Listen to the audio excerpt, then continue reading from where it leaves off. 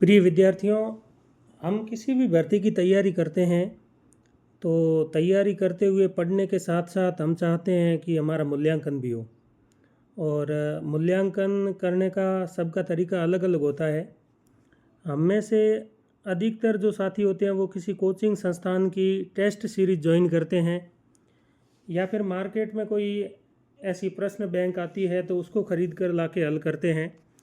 और मेरे हिसाब से अगर मूल्यांकन का सबसे सही तरीका है तो वो है कि हम जिस भी भर्ती की तैयारी कर रहे हैं उसी भर्ती के पुराने पेपर निकाल कर बहुत ध्यान से विश्लेषण करते हुए हल करना, या फिर उसी जिस भर्ती की तैयारी कर रहे हैं उससे मिलते जुलते पाठ्यक्रम की जो भर्तियां हैं उनके जो पुराने पेपर हैं, चाहे आरपीएससी ने करवाए हैं या अन्य किसी बोर्ड के हैं, तो उन प्रश्न पत्रों को निकाल कर अगर ध्यान से हल किया जाए तो उससे हमारी तैयारी का एक सटीक मूल्यांकन होता है। उसके साथ साथ हमारे अंदर एक आत्मविश्वास भी जागृत होता है और एक समझ बनती है कि भाई हम जिस पाठ्यक्रम को पढ़ रहे हैं उस पाठ्यक्रम से किस प्रकार के सवाल परीक्षा में पूछे जाएंगे। तो एक तरह की परिपक्वता हमारे अंदर आती है। उसी निमित्त आगामी जो जुलाई में प्रस्तावित है वरिष्ठ अध्यापक भर्ती परीक्षा, तो मैंने सोचा कि ये जो वरिष्ठ अध्यापक भर्ती 2022 का पेपर है वो अपन विश्लेषण करते हुए हल करें, ताकि आप अगर देखोगे तो आपको इससे काफ़ी कुछ सीखने को मिलेगा। तो ये पहला प्रश्न है कि निम्नलिखित रचनाओं को उनके रचनाकारों के साथ सुमेलित कीजिए। एक तरफ महिला रचनाकारों के नाम लिखे हैं और दूसरी तरफ उनके लिखे उपन्यास। महिला रचनाकारों की बात करें तो हिंदी साहित्य में कम से कम 10 से 12 ऐसी महिला रचनाकार हैं जिनकी रचनाएं अपने को अच्छी तरह से याद कर लेनी चाहिए, क्योंकि उनसे एक या दो या अधिकतम 3 सवाल परीक्षाओं में पूछे जाते ही हैं। तो इस प्रश्न को देखें तो पहला उपन्यास है आपका बंटी। आपको ध्यान होगा कि आपका बंटी प्रसिद्ध लेखिका मन्नू भंडारी का प्रसिद्ध उपन्यास है, जिसमें एक तलाकशुदा महिला और उसके तलाकशुदा महिला शकुन और उसके बेटे बंटी के जीवन का और उनकी मनोवृत्ति का बहुत शानदार चित्रण किया गया है आपका बंटी। तो आपका बंटी उपन्यास जो है उसकी लेखिका हो गई मन्नू भंडारी। अन्या से अनन्या तक ये प्रसिद्ध उपन्यास प्रभा खेतान का उपन्यास है। आवाम 2 नंबर। अगले सवाल की तरफ बढ़ते हैं। अगला सवाल है प्रारंभ में पिंगल नाम किस बोली के लिए प्रयुक्त होता था। विद्यार्थियों, पिंगल और डिंगल ये आदिकाल की 2 प्रमुख बोलियां हैं या शैली जिसे कह सकते हैं। तो राजस्थानी भाषा का जब अपभ्रंश के साथ में मेल होता है तो डिंगल शैली बनती है, और वहीं राजस्थानी अपभ्रंश के साथ में ब्रज भाषा का जब मेल होता है तो पिंगल शैली बनती है। ये दोनों शैलियाँ हैं, लेकिन इन दोनों के ही लक्षण अगर देखा जाए तो अलग अलग है। पिंगल शैली के अंदर कोमलकांत पदावली का प्रयोग होता है और अधिकतर श्रृंगार रस की जो रचनाएं होती है उसके अंदर पिंगल शैली का प्रयोग होता है। साथ ही कठोर वर्णों का प्रयोग और वीर रस की रचनाओं में जिस शैली का प्रयोग हुआ वो डिंगल शैली थी। तो अधिकतर पिंगल शैली का जो प्रयोग है वो भाट कवियों द्वारा किया गया, लेकिन यहाँ पूछा गया है कि पिंगल नाम किस बोली के लिए प्रयुक्त होगा, तो निश्चित रूप से यहाँ पे उत्तर हो जाएगा ब्रज भाषा। तो ये पिंगल इस बार पूछा गया, हो सकता है अगली बार डिंगल पूछा जाए या पिंगल या डिंगल इनकी विशेषताएं पूछी जाए। तो पिंगल में कोमलकांत पदावली का प्रयोग, श्रृंगार रस की रचनाओं में इसका प्रयोग होता है, भाट कवियों ने अधिकतर इसका उपयोग किया है, और वहीं डिंगल में कठोर वर्णों का प्रयोग होता है और वीर रस की रचनाओं में चारण कवियों द्वारा डिंगल शैली का प्रयोग किया गया है। अगले सवाल की तरफ बढ़ते हैं। अगला सवाल है कि रीतिकाल को श्रृंगार काल की संज्ञा देने वाले विद्वान है। रीतिकाल को प्रत्येक काल की तरह अलग अलग विद्वानों ने अलग अलग नाम दिए हैं। जैसे किसी ने अलंकृत काल कहा है, मिश्र बंधु ने अलंकृत काल कहा है, डॉक्टर रमा शंकर रसाल ने कला काल कहा है, त्रिलोचन ने उसे अंधकार काल कहा है।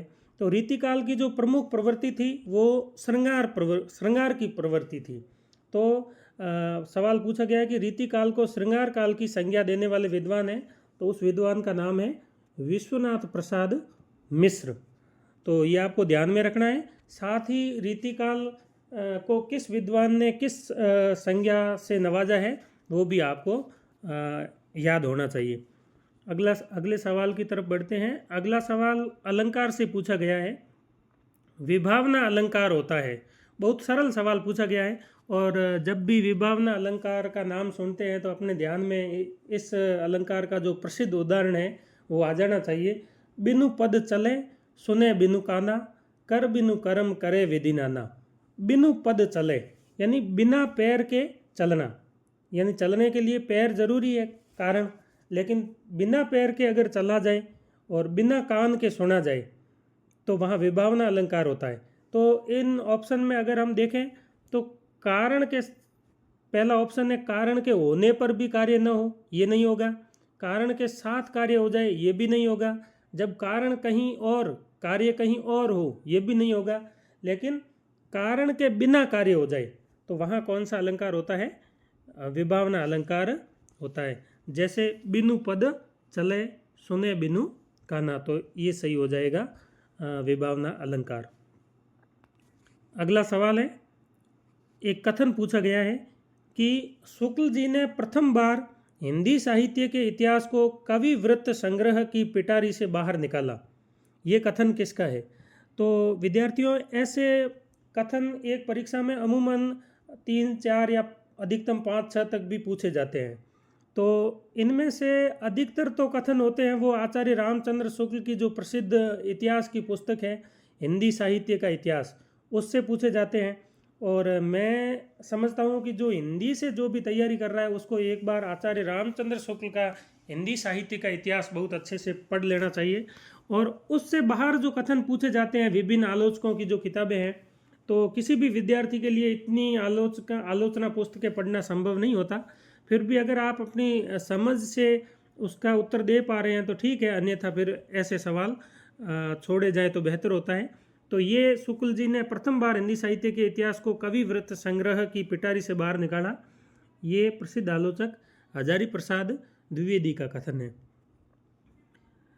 अगले सवाल की तरफ बढ़ते हैं। देवनागरी लिपि से संबंधित है। तो देवनागरी लिपि का विकास क्रम आपके पाठ्यक्रम में है।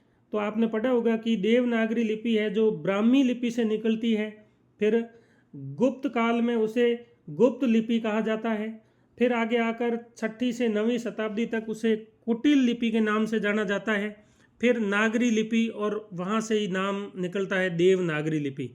तो यहाँ शारदा लिपि, खरोष्टी लिपि और चित्र लिपि, इन 3 लिपियों का देवनागरी लिपि से कोई लेना देना नहीं है। तो इसका सही ऑप्शन हो जाएगा कुटिल लिपि। तो ये ऑप्शन सही हो जाएगा कुटिल लिपि। ये आपको देवनागरी लिपि का विकास क्रम याद होना चाहिए। ब्राह्मी लिपि और उसके बाद गुप्त लिपि, कुटिल लिपि, नागरी लिपि और वहाँ से देवनागरी लिपि। अगले सवाल की तरफ बढ़ते हैं। किस वाक्य में संदिग्ध वर्तमान काल है? यानी वर्तमान काल है लेकिन संदिग्ध है।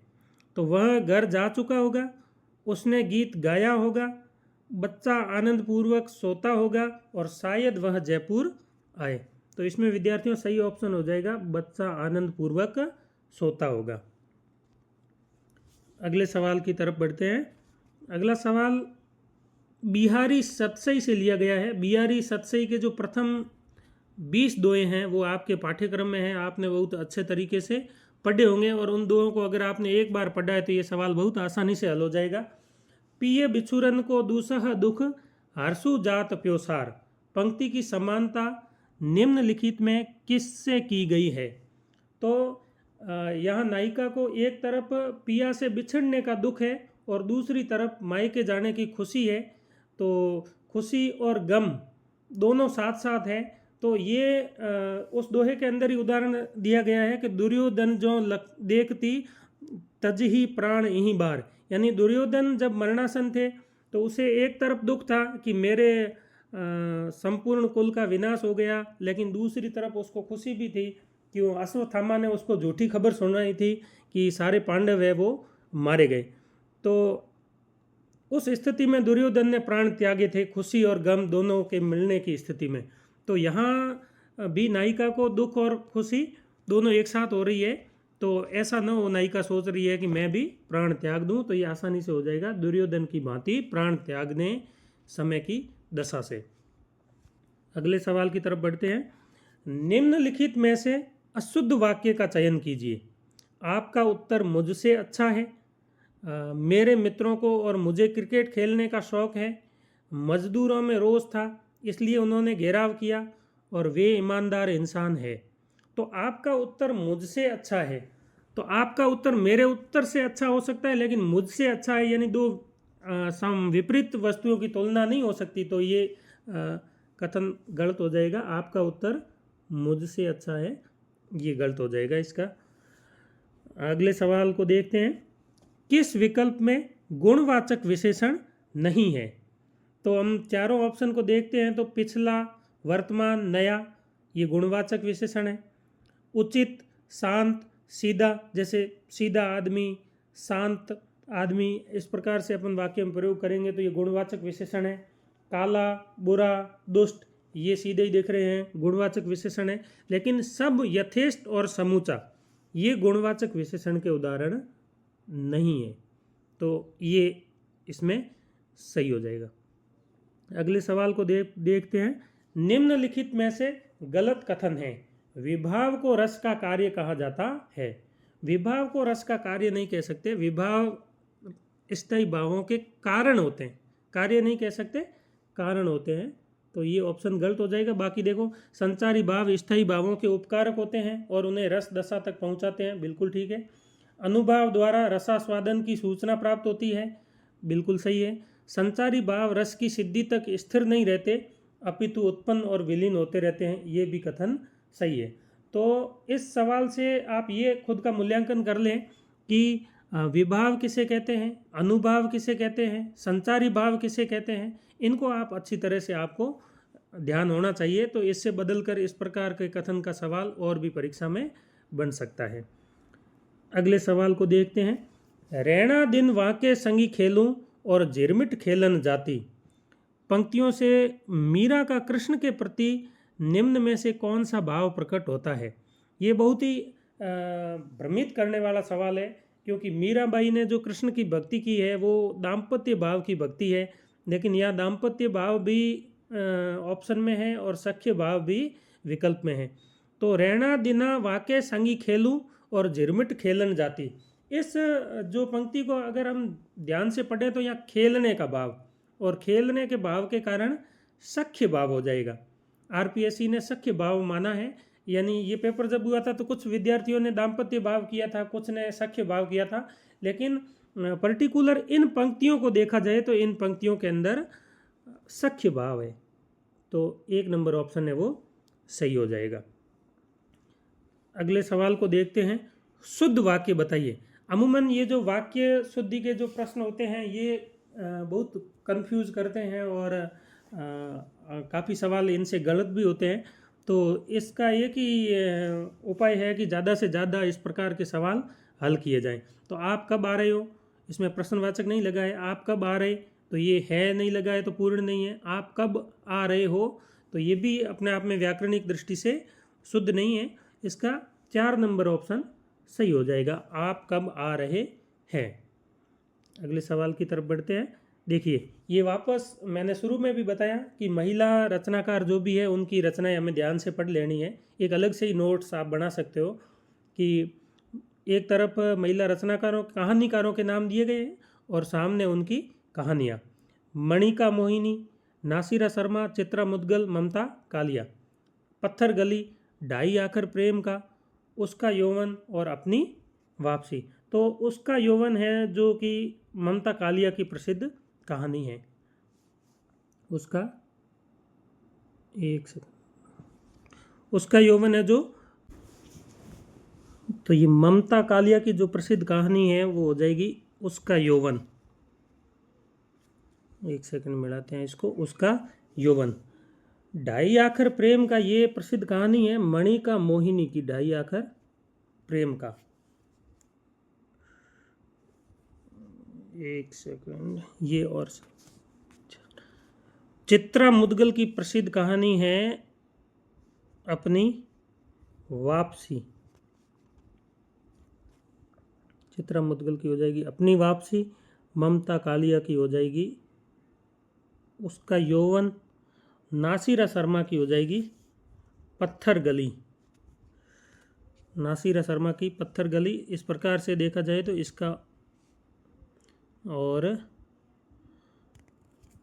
ये ऑप्शन सही हो जाएगा, 4 नंबर ऑप्शन सही हो जाएगा। अगले सवाल को देखते हैं। निम्नलिखित में से असंगत कथन कौन सा है? जहां अपने से छोटों के प्रति शुभकामनाएं और सद्भावनाएं प्रकट की जाए वहां विस्मयादि बोधक चिन्ह का प्रयोग होता है। बिल्कुल सही है। महत्वपूर्ण कथन, कहावत, संधि आदि को उद्धृत करने में दोहरे उद्धरण चिन्ह का प्रयोग होता है, ये भी ठीक है। जहाँ स्थिति निश्चित न हो वहाँ प्रश्नवाचक चिन्ह का प्रयोग होता है, ठीक है। जहाँ कोई विशेष शब्द, पद, वाक्य खंड इत्यादि उद्धृत किए जाए वहाँ दोहरे उद्धरण चिन्ह का प्रयोग होता है, ये गलत कथन है। वहाँ इकरा उद्धरण चिन्ह होता है, दोहरे उद्धरण चिन्ह का प्रयोग नहीं होता। तो इस प्रकार से इसका ये 4 नंबर ऑप्शन है वो सही हो जाएगा। अगले सवाल को देखते हैं। जिनी मानिस ते देवता करतन लागी बार। कबीर के जो दोहे अपने पाठ्यक्रम में हैं उसी से ये पंक्ति ली गई है कि जिनी यानी जिनको, मानिस ते देवता मनुष्य से देवता, करतन लागी बार करते कोई देर नहीं लगी। तो बार का भावार्थ पूछा है तो सीधा सरल सवाल है, बार का भावार्थ हो जाएगा विलंब, यानी मनुष्य से देवता करते हुए कोई देर नहीं लगी, कोई समय नहीं लगा, विलंब इसका अर्थ हो जाएगा। अगला सवाल देखते हैं 17 नंबर। तब ही उपंग सुत आई गए, सखा सखा कछु अंतर नाही, भरी भरी अंक लय। ये जो भ्रमर गीत सार के जो पद अपने पाठ्यक्रम में लगे हुए थे उन्हीं से ये पंक्ति पूछी गई है कि श्री कृष्ण ने जब उद्धव को बुलाया तो ये पंक्ति है कि तब ही उपंग सुत आई गए, सखा सखा कछु अंतर नाही, भरी भरी अंक लहे। तो इसका सही उत्तर हो जाएगा, पूछा है कि उपंग सुत से आशय क्या है, तो उपंग सुत का आशय है उद्धव। अगले सवाल को देखते हैं। शब्द शक्ति। जब लक्ष्यार्थ में वाच्यार्थ सम्मिलित रहता है तब कौन सी शब्द शक्ति होती है? तो तब लक्ष्यार्थ में वाच्यार्थ सम्मिलित रहेगा तो शब्द शक्ति होगी उपादान लक्षणा। जैसे उन दोनों के बीच लाठियां चल गई, यानी एक लक्ष्यार्थ तो ये है कि उन दोनों के बीच लड़ाई हो गई, लेकिन इसमें वाच्यार्थ भी सम्मिलित है कि वो लाठियां चल गई, यानी लाठियों से भी हमला हुआ है, वो वाच्यार्थ भी उसके अंदर सम्मिलित है। तो इस प्रकार का अर्थ जहाँ भी होता है लक्ष्यार्थ में वाच्यार्थ सम्मिलित रहता है तो वहाँ उपादान लक्षणा होती है। ये फिर एक कथन पूछा गया है कि वास्तव में श्रृंगार और वीर इन्हीं 2 रसों की कविता इस काल में हुई, प्रधानता श्रृंगार की ही रही। इससे इस काल को रस के विचार से कोई श्रृंगार काल कहे तो कह सकता है। ये कथन किन का है? तो थोड़ा जटिल था, लेकिन इसमें कंफ्यूज के कारण आरपीएससी ने भी इस प्रश्न को हटा दिया है, यानी इसका कोई उत्तर नहीं बताया। अगले सवाल को देखते हैं। स्थायी भाव नहीं है। रति यानी प्रेम स्थायी भाव है, शोक स्थायी भाव है, क्रोध भी स्थायी भाव है, लेकिन स्वेद, स्वेद माने पसीना, ये स्थायी भाव नहीं है, संचारी भाव है। तो ये इसका 2 नंबर ऑप्शन है वो सही हो जाएगा। ये जो स्थायी भाव कौन कौन से हैं ये हमें कंठस्थ होने चाहिए। अगले प्रश्न को देखते हैं। किस लोकोक्ति का भावार्थ सही नहीं है? नेकी कर दरिया में डाल, यानी भला करके भूल जाना चाहिए, नेकी कर दरिया में डाल, तो ये अपने आप में सही है। होनहार बिरवान के होत चीकणे पात, स्वस्थ पौधे के पत्ते चीकणे होते हैं, ये इसका अर्थ सही नहीं है। होनहार बिरवान के होत चीकणे पात का अर्थ होता है जो होनहार बच्चे होते हैं वो बचपन में ही पता लग जाता है कि होनहार होंगे। और अगला देखते हैं। हथेली पर सरसों नहीं उगती, यानी समय आने पर काम होता है, जल्दबाजी से कुछ नहीं होता, धीरे धीरे रहीमना धीरे सब कुछ होए। और अगला ऑप्शन है न रहेगा बांस न बजेगी बांसुरी, यानी समस्या को जड़ से मिटा देना। तो इसका 2 नंबर ऑप्शन है वो सही हो जाएगा कि होनहार बिरवान के ओत छीकने पात। अगले सवाल को देखते हैं। कामायनी के काव्य शिल्प के विषय में गलत कथन है, तो इसकी कथा वस्तु का मूल आधार पुराण है, या ये आदि मानव की कथा तो है ही, पर इसके माध्यम से वर्तमान के महत्वपूर्ण प्रश्नों पर भी विचार किया गया है। सर्गों का नामकरण मनोविकारों के नाम पर हुआ है। ये अपने रूपकत्व में एक मनोवैज्ञानिक और दार्शनिक मंतव्य को प्रकट करती है। तो इसकी कथा वस्तु का जो मूल आधार है वो आपने पढ़ा होगा, क्योंकि पाठ्यक्रम में कामायनी के जो पद है वो शामिल है। तो इसकी कथा वस्तु का मूल आधार शतपथ ब्राह्मण ग्रंथ है, या छांदोग्य उपनिषद में भी इसका उल्लेख मिलता है, लेकिन इसकी कथा वस्तु का मूल आधार पुराण बिल्कुल नहीं है। शतपथ ब्राह्मण ग्रंथ या छांदोग्य उपनिषद में ये कथा मिलती है। तो ये पहला ऑप्शन ही है वो असंगत हो जाएगा। दूसरा देखें तो ये आदि मानव की कथा तो है ही, पर इसके माध्यम से वर्तमान के महत्वपूर्ण प्रश्नों पर भी विचार किया गया है, बिल्कुल ठीक है। क्योंकि जिस प्रकार कामायनी के अंदर देव सभ्यता अत्यधिक विलास के कारण उसका विनाश हुआ, वैसे ही देखा जाए तो आज भी इस भौतिकतावादी युग में भौतिकता इतनी अधिक बढ़ जाएगी जिससे पर्यावरण संकट उत्पन्न होगा, और ये संतुलन बिगड़ेगा, तो निश्चित रूप से ये मानव सभ्यता भी विनाश के कगार तक पहुंच सकती है। तो ये आदि मानव की कथा के साथ साथ वर्तमान के प्रश्नों पर भी विचार करती है। अगला ऑप्शन है सर्गों का नामकरण मनोविकारों के नाम पर हुआ है, बिल्कुल ठीक है। ये सर्गों का नामकरण मनोविकारों के नाम पर है। श्रद्धा, आशा, लज्जा, संघर्ष, निर्वेद, आनंद। और अगला ऑप्शन है यह अपने रूपकत्व में एक मनोवैज्ञानिक और दार्शनिक मंतव्य प्रकट करती है, ये भी ठीक है। तो पहला ऑप्शन इसका गलत हो जाएगा। अगले सवाल को देखते हैं। निम्नलिखित में से शुद्ध शब्द है, और ये शब्द अक्सर परीक्षा में पूछा जाता है, तो मुझे नहीं लगता ये कोई हार्ड है। शुश्रूषा ये शुद्ध शब्द हो जाएगा। किस विकल्प के, अगला सवाल है किस विकल्प के सभी शब्द शुद्ध है, तो ऊष्मा, ऊष्मा में बड़ी मात्रा होगी ऊ की। कुमुदिनी होता है, तो ये भी गलत हो जाएगा। उषा और वाल्मीकि, ये 3 नंबर ऑप्शन है वो सही हो जाएगा। रात्रि में त्री की मात्रा छोटी आती है, तो ये 3 नंबर ऑप्शन सही हो जाएगा। तो व्याकरण के तो बहुत ही ठीक सवाल पूछे गए हैं। सोरठा छंद, सोरठा छंद पढ़ा होगा आपने कि वो मात्रिक छंद है कि वार्णिक छंद है। तो सबसे पहली बात है सोरठा है, दोहा है, ये सब मात्रिक छंद है। और मात्रिक अर्ध सम छंद है, क्योंकि पहले और तीसरे में मात्राएं समान होती है और दूसरे और चौथे पद में मात्राएं समान होती है। तो 11-13 मात्राओं का सोरठा छंद है, तो ये 2 नंबर ऑप्शन सही हो जाएगा, मात्रिक अर्ध सम छंद है।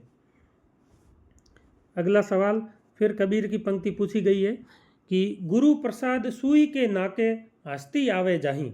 इस पंक्ति में कबीर का अभिप्राय है। तो पहला विकल्प है कि गुरु कृपा से असंभव कार्य भी सहज संभव हो जाते हैं, गुरु कृपा से हाथी प्राप्त हो जाता है, या गुरु कृपा से सुई भी हाथी के समान महत्वपूर्ण हो जाती है, या गुरु कृपा से सुई से हाथी वश में आ जाता है। तो यहाँ देखें तो गुरु कृपा सुई के नाके, यानी गुरु की कृपा से सुई की नोक से हस्ती आवे जाए, यानी हाथी गुजर जाता है। अर्थात गुरु कृपा से जो असंभव कार्य है वो भी संभव हो जाता है। बाकी सारे ऑप्शन अपने आप में ही अजीब है, तो ये 1 नंबर ऑप्शन इसका सही हो जाएगा।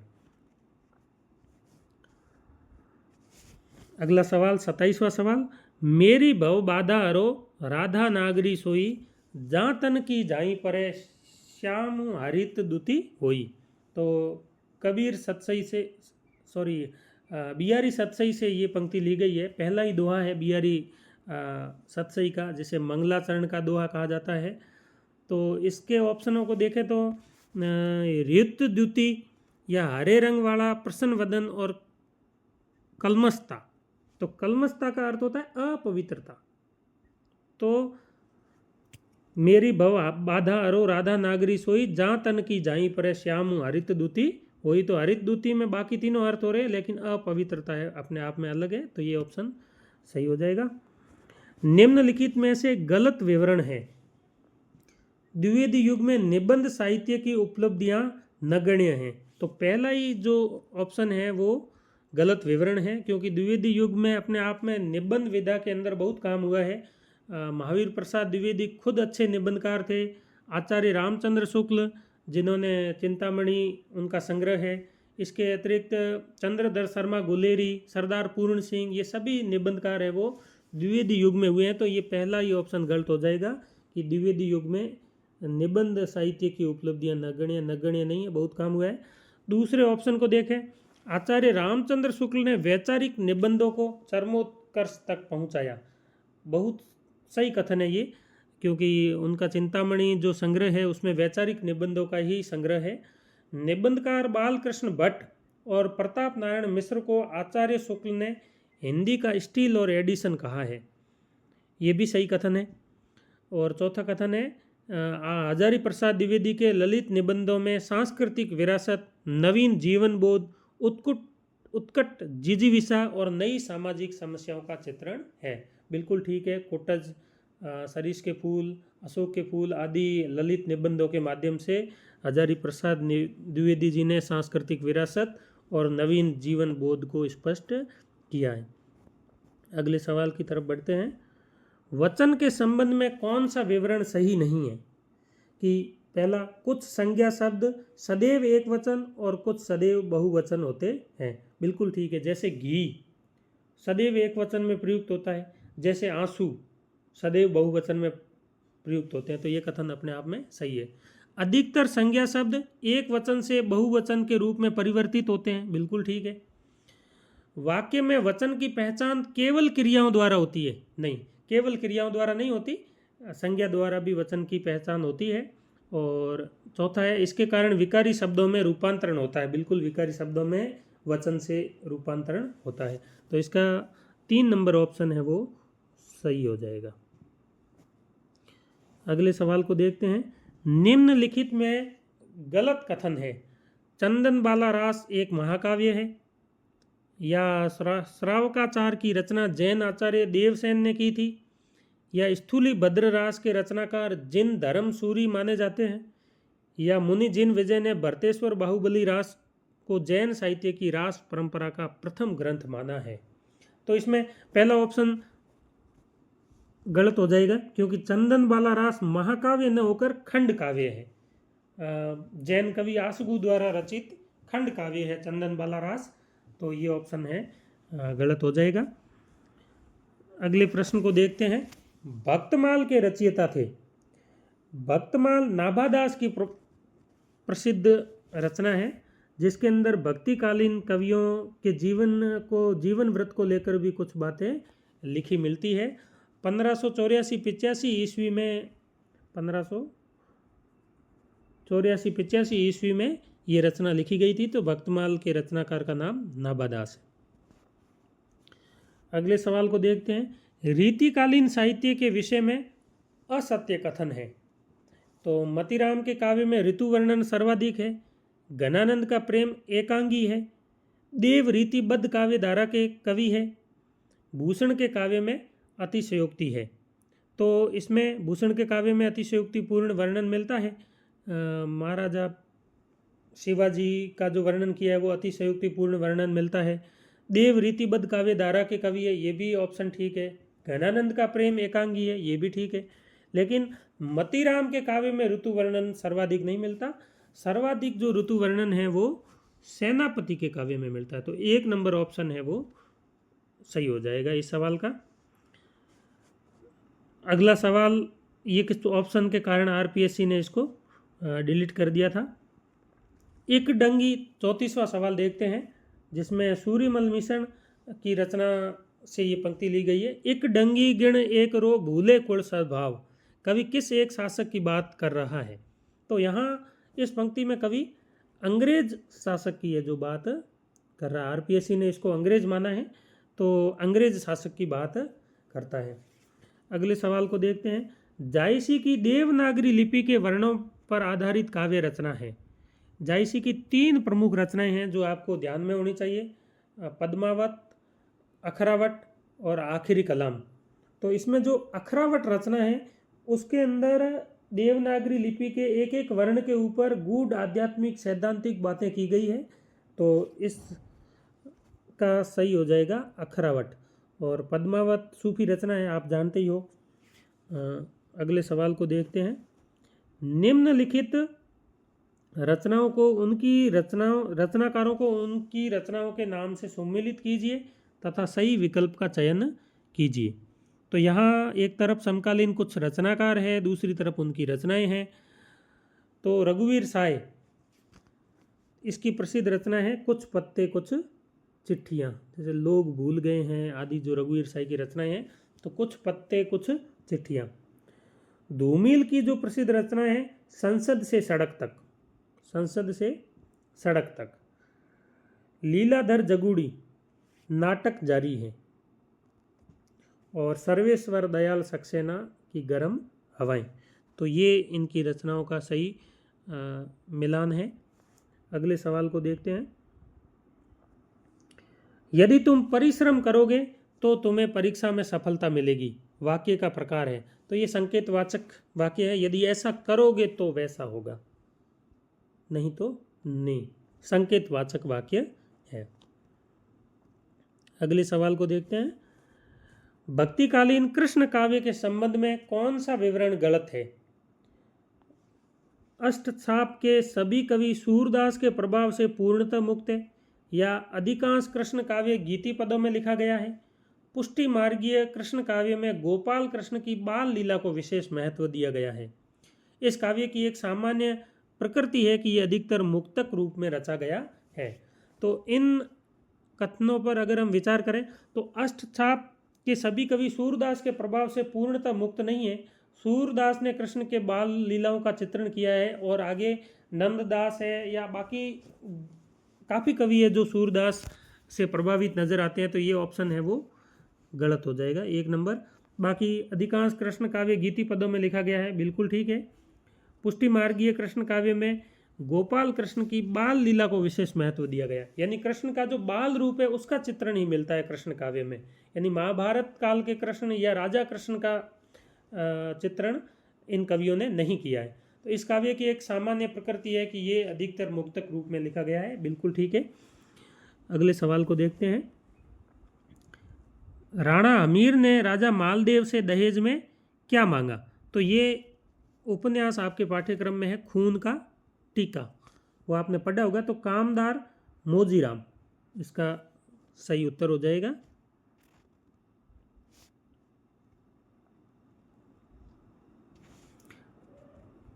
पदक्रम के संबंध में असंगत कथन निम्नलिखित में से कौन सा है? तो ये व्याकरण का सवाल है। तो आपने देखा होगा कि इसमें 2 नंबर ऑप्शन है वो सही हो जाएगा, असंगत है। समानाधिकरण शब्द मुख्य शब्द के पहले आता है तथा पहले शब्द में विभक्ति का प्रयोग होता है, बिल्कुल गलत है। तो ये 2 नंबर ऑप्शन है इसका सही हो जाएगा। बाकी संबंधवाचक और उसके अनुसंबंधी सर्वनाम के कर्मादि कारक बहुधा वाक्य के आदि में होते हैं, बिल्कुल ठीक है।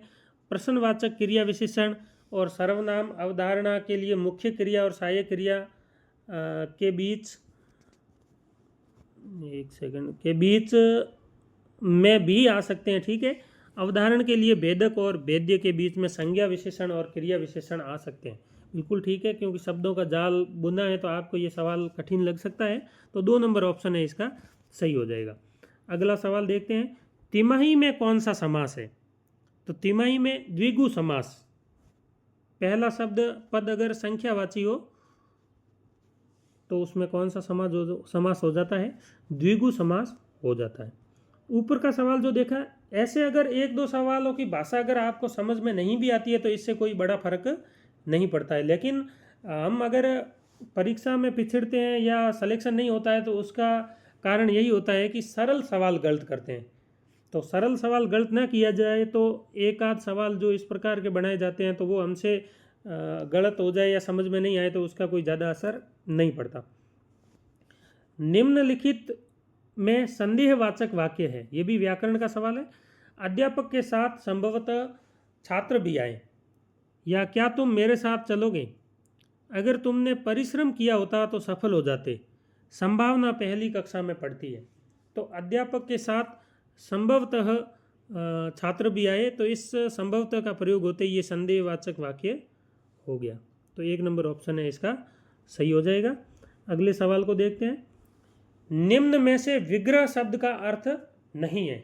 ये आपको रटने ही पड़ते हैं। तो इसका विग्रह का अर्थ कलह होता है, शरीर होता है, विस्तार होता है। जैसे समास विग्रह करो, विस्तार करो समास का। विग्रह का अर्थ शरीर भी होता है, विग्रह का अर्थ कलह भी होता है, लेकिन विचार नहीं होता। तो 3 नंबर ऑप्शन है वो सही हो जाएगा इसमें। अगला सवाल नीचे देखते हैं। किस विकल्प में वाक्यांश और उसके लिए प्रयुक्त सार्थक शब्द असंगत है? तो जो बहुत कठिनाई से मिलता है, दुर्लभ, सही है। जिसका कोई शत्रु नहीं जन्मा हो, अजात शत्रु, यानी जिसका अभी तक कोई शत्रु नहीं है वो क्या है? अजात शत्रु। आदि से अंत तक, आद्योपांत, यानी आदि से लेके अंत तक, ये भी ठीक है। लौट कर आया हुआ, लौट कर आया हुआ के लिए विद्यार्थियों प्रत्यागत शब्द होता है। तो यहाँ लिखा हुआ है अभ्यागत। अभ्यागत का अर्थ होता है बिना सूचना के जो आए, अर्थात मेहमान के लिए ये शब्द प्रयोग किया जाता है, अभ्यागत। तो अभ्यागत न होकर प्रत्यागत होगा। तो ये 4 नंबर ऑप्शन है वो असंगत हो जाएगा। अगले सवाल को देखते हैं। लहरों के राजहंस नाटक का पात्र निम्नलिखित में से कौन नहीं है? निहारिका, शशांक, नंद या मैत्रेयी? तो आपके पाठ्यक्रम में ये नाटक था मोहन राकेश का, जिसमें बुद्ध और उसके भाई के लेकर ये कहानी बुनी गई है। तो इसमें मैत्रेयी है वो पात्र नहीं है। अगला सवाल देखें। अगले सवाल के अंदर ये पंक्तियाँ, ये सबसे सरल प्रश्न होते हैं। केवल क्या करना होता है, इनको ध्यान से पढ़ना है और नीचे वाले प्रश्नों के उत्तर देने हैं। तो इनमें से अगर कोई अपना प्रश्न गलत होता है तो निश्चित रूप से वो बहुत बड़ा नुकसान है। भूमि, जन और जन की संस्कृति को राष्ट्र कहते हैं। प्रत्येक नागरिक पर राष्ट्र के प्रति 3 प्रकार के ऋण हैं, देव ऋण, पितृ ऋण तथा ऋषि ऋण। प्रत्येक नागरिक को अपने अपने ऋणों को चुकाकर राष्ट्र के प्रति अपने कर्तव्यों का निर्वाह करना चाहिए। राष्ट्र हमारा पालन पोषण एवं संवर्धन करता है, अतः उसे माता के समान माना गया है। हमें राष्ट्र को माँ के समान सम्मान देना चाहिए। राष्ट्र की प्रगति और सुख समृद्धि में प्रत्येक नागरिक की साझेदारी हो, ऐसा प्रयास करना ही राष्ट्र वंदना है, राष्ट्र पूजा है। यही उसके राष्ट्र प्रेम, देशभक्ति तथा मातृभूमि के प्रति सर्वस्व समर्पण की भावना को प्रकट करता है। राष्ट्र को स्वावलंबी बनाने में हमारी भूमिका निर्णायक सिद्ध होगी। हमें करों का भुगतान पूरी ईमानदारी के साथ करना चाहिए। कर वंचक राष्ट्र की आर्थिक दशा को खोखला करते हैं। अब देखिए नीचे सवाल पूछा गया है, तीनों ऋण यानी पितृ ऋण, ऋषि ऋण और राष्ट्र, देव ऋण, पितृ ऋण और ऋषि ऋण, तीनों ऋण चुकाने के उपरांत के लिए क्या अपेक्षित है? तो उसके लिए उसके बाद अपेक्षित है कि लोकोपयोगी परंपराओं के प्रसार का दायित्व, या दुष्प्रवृत्तियों को दूर करते हुए सत् प्रवृत्तियों को बलिष्ठ बनाने का दायित्व, या जीवन के चतुर्थ काल में माया मोह त्याग कर संन्यास ग्रहण करना, या राष्ट्र के प्रति अपने कर्तव्यों का निर्वहन। तो सीधा सा है, राष्ट्र के प्रति अपने कर्तव्यों का निर्वहन। अगला सवाल देखते हैं। राष्ट्र के आर्थिक खोखलेपन को किस प्रकार दूर किया जाता है? तो अंतिम, ये गद्यांश की अंतिम पंक्ति में दिया हुआ है कि हमें करों का भुगतान पूरी ईमानदारी के साथ करना चाहिए। कर वंचक राष्ट्र की आर्थिक दशा को खोखला कर देते हैं। तो ये है अपना सही हो जाएगा।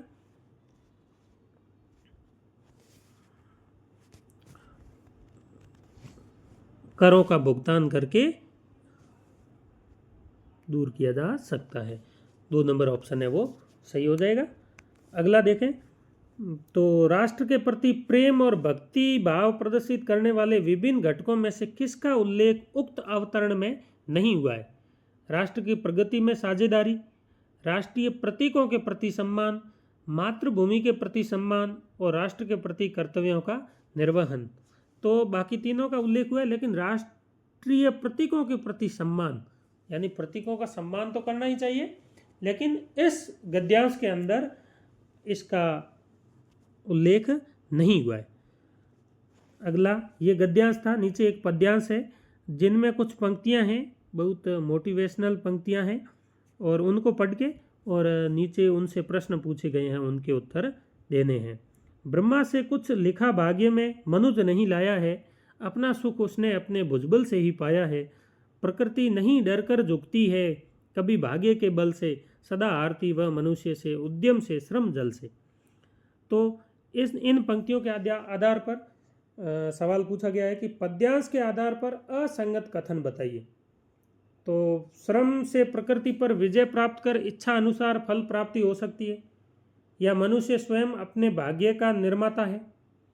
जन्म से पूर्व ही प्रकृति मनुष्य के भाग्य में सब कुछ लिख देती है, या भाग्यवादी मानते हैं कि ईश्वर ही भाग्य का निर्माता है। तो इसमें असंगत कथन आपको बताना है। तो असंगत कथन हो जाएगा कि जन्म से पूर्व ही प्रकृति मनुष्य के भाग्य में सब कुछ लिख देती है, यह असंगत है। जन्म से पहले कुछ नहीं होता, सब अपनी मेहनत से ही अपन हासिल कर सकते हैं। तो ये इसका सही ऑप्शन हो जाएगा 3 नंबर। अगले सवाल को देखते हैं। ब्रह्मा से कुछ लिखा भाग्य में मनुज नहीं लाया है, पंक्ति का क्या अर्थ है? ईश्वर ही प्रकृति है जो मनुष्य के भाग्य को लिखती है, या मनुष्य भाग्य से नहीं अपितु कर्म से इच्छित फल प्राप्त करता है। कर्म की अपेक्षा भाग्य श्रेष्ठ है, मनुष्य अपना भाग्य अपने सुख से प्राप्त करता है। तो इसमें हो जाएगा मनुष्य भाग्य से नहीं अपितु कर्म से इच्छित फल प्राप्त करता है। 2 नंबर ऑप्शन है वो सही हो जाएगा। अगला देखें तो अशुद्ध शब्द पूछा है, योद्धा, पुनर्जन्म, अभ्यंतर और उल्लंघन। तो उल्लंघन अशुद्ध है क्योंकि ल 2 आएंगे इसमें, उल्लंघन अशुद्ध है। बहुत सरल सवाल है। अगले सवाल की तरफ बढ़ते हैं। प्रेमाख्यान काव्य परंपरा से संबंधित गलत तथ्य है। इस परंपरा के काव्य प्रबंधात्मक शैली में रचित है। बिल्कुल ठीक है, प्रबंध रचनाएं हैं। सभी प्रेमाख्यान मुस्लिम कवियों द्वारा रचित है, ये बिल्कुल गलत है क्योंकि ईश्वरदास की सत्यवती कथा आदि कई रचनाकार है जो हिंदू थे। तो इनके पात्र मुख्यतः 2 श्रेणियों, मानवीय और मानवेतर के हैं, ये भी ठीक है। जैसे तोता वगैरह, जो हीरामन तोता है आदि कई जो पात्र है वो मानवेतर है। इन काव्यों में प्रेम को जीवन का सर्वोपरि तत्व माना गया है, बिल्कुल ठीक है। मानुष प्रेम भयो बैकुंठी, ना ही तो कहा है छार एक मुठी जाए, सी की ये पंक्ति है। तो ये अपने आप में ठीक है। तो इसका जो सही उत्तर है वो हो जाएगा 2 नंबर की सभी कवि मुसलमान थे। गज गेंडा धीर न धरे, वज्र पड़े वग वाव, यानी वीर सतसई पद में वग वाव शब्द का अर्थ क्या है? वग वाव यानी वाग यानी सिंह, सिंह की गंध। सिंह की गंध आते ही गज गेंडा है वो उन धैर्य उनका छूट जाता है। तो इसका सही उत्तर हो जाएगा वग वाव का सिंह की गंध।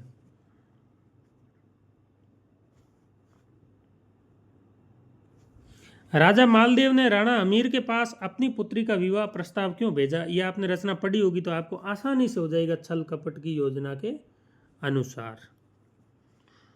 निम्नलिखित में अशुद्ध शब्द है, मिष्ठान, अंतर्दान, उपलक्ष्य, सौजन्य। तो हम सभी जगह लिखा हुआ देखते हैं मिष्ठान भंडार, जोधपुर मिष्ठान भंडार, लेकिन ये मिष्ठान ऐसे नहीं लिखा जाता, मिष्टान होता है। लेकिन अब पता नहीं कैसे ये सभी जगह ऐसे ही लिखा होता है, लेकिन आपको ध्यान में रखना है कि परीक्षा में ऐसे लिखा हो तो उसको सही नहीं करना है। तो 1 नंबर ऑप्शन है वो सही हो जाएगा। अगला सवाल देखते हैं। किस विकल्प के सभी शब्द परस्पर पर्यायवाची नहीं है? तो ये यानी पानी, तड़ाग, तालाब, आपगा, नदी, तो ये पहला ही ऑप्शन है वो गलत हो जाएगा, सभी पर्यायवाची नहीं है। बाकी देखते हैं। ईप्सा, स्पृहा, वांछा, ये ठीक है। कोविद, शुद्धि, बुद्ध ज्ञानी के लिए प्रयुक्त होते हैं, सभी सही है। निलय, सदन, निकेतन घर के लिए पर्यायवाची शब्द है। तो 1 नंबर ऑप्शन है वो सही हो जाएगा इस प्रश्न का। अगले सवाल को देखते हैं। कौन सा विकल्प सम्मिलित नहीं है? केदारनाथ अग्रवाल युगांत, नागार्जुन सतरंगे पांखों वाली, गिरजा कुमार माथुर धूप के दान और त्रिलोचन का धरती। तो युगांत जो रचना है मित्रों वो सुमित्रा नंदन पंत की रचना है, केदारनाथ अग्रवाल की नहीं है, तो ये अपने आप में गलत हो जाएगा। रामानंद के शिष्यों में सम्मिलित नहीं है। तो भक्ति काल पढ़ते हैं तो रामानंद के शिष्य ये हमें ध्यान में होने बहुत ज़रूरी है। धन्ना रामानंद के शिष्य थे, सेना भी रामानंद के शिष्य थे, पीपा भी रामानंद के शिष्य थे, लेकिन मलुक दास का रामानंद से कोई संबंध नहीं है। तो 4 नंबर ऑप्शन है अभी ये सही हो जाएगा। नर का बहाया रक्त, हे भगवान मैंने क्या किया, ये उद्गार, ये रश्मिरथी आपके पाठ्यक्रम में है, तो उसी की ये पंक्तियां हैं। सॉरी, रश्मिरथी नहीं, कुरुक्षेत्र की ये पंक्तियां हैं, दिनकर की रचना जो पाठ्यक्रम में है। तो यहाँ ये सत्य, ये उद्गार सत्य का है। इनमें से अधिकतर अभ्यर्थियों के दिमाग में ये आ रहा होगा कि ये युधिष्ठिर कह रहा है, लेकिन युधिष्ठिर न होके इसका है सत्य। अगले प्रश्न को देखते हैं।